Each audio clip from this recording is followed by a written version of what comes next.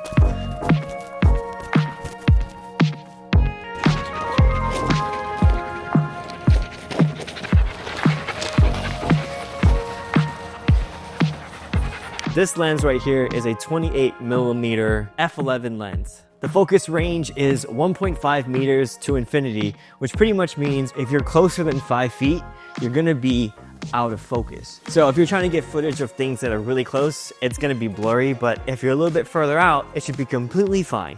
For me personally, I feel like it's something fun to take out and test and just mess around with. I think it looks better on videos than it does photos. Was it worth 50 bucks?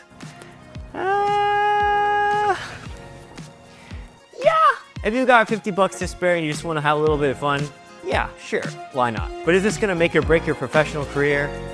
Definitely not. Right? Want to say bye to them? All right.